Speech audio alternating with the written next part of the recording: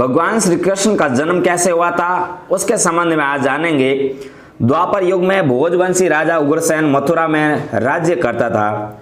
उसके आताताई पुत्र कंस ने उसे गद्दी से उतार दिया और स्वयं मथुरा का राजा बन बैठा। कंस की एक बहन देवकी भी थी, जिसका विवाह वासुदेव नामक यदुवंशी सरदार से हुआ था।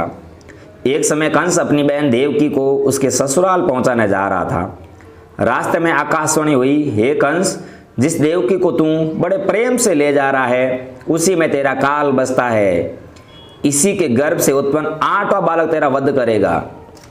यह सुनकर कंस वासुदेव को मारने के लिए उद्यत हुआ। तब देवकी ने उसे विनयपूर्वक कहा, मेरे गर्भ से जो संतान होगी उसे मैं तुम्हारे सामने ला दूंगी। बहनोई को मारने से क्या लाभ होगा। कंस ने देवकी की बात मान ली और मथुरा वापस चला आया। उसने वासुदेव और देवकी को कारागृह में डाल दिया। वासुदेव देवकी के एक एक करके 7 बच्चे हुए और 7 को जन्म लेते ही कंस ने मार डाला। अब 8वां बच्चा पैदा होने वाला था। कारागार में उस पर कड़े पहरे बैठा दिए गए।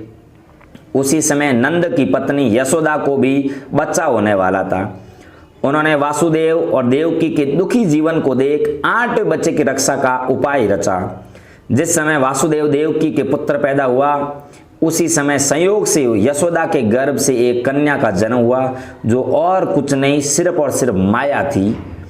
जिस कोठरी में देवकी और वासुदेव कैद थे उसमें अचानक प्रकाश हुआ और उनके सामने शंख, चक्र, गदा, पद्म धारण किए चतुर्भुज भगवान प्रकट हुए।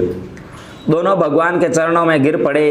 तब भगवान ने उनसे कहा, अब मैं पुनः नवजात शिशु का रूप धारण कर लेता हूँ। तुम मुझे इसी समय अपने मित्र नंद जी के घर वृंदावन में भेज आओ और उनके यहाँ जो कन्या जन्मी है उसे लाकर कंस के हवाले कर दो।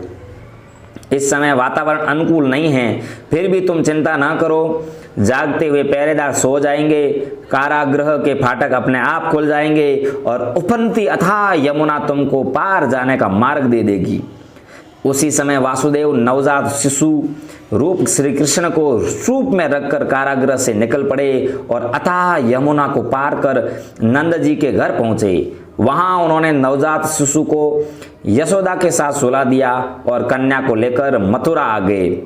कारागृह के फाटक पूर्ववत बंद हो गए। अब कंस को सूचना मिली कि वासुदेव देवकी को बच्चा पैदा हुआ है। उसने बंदी गृह में जाकर देवकी के हाथ से नवजात कन्या को छीन कर पृथ्वी पर पटक देना चाहा, परंतु वह कन्या आकाश में उड़ गई और वहां से कहा, अरे मूर्ख कंस, मुझे मारने से क्या होगा। तुझे मारने वाला तो वृंदावन जा पहुंचा है, वह जल्दी तुझे तेरे पापों का दंड देगा। और इस प्रकार यह है कृष्ण जन्म की कथा। बोलो जय श्री कृष्ण।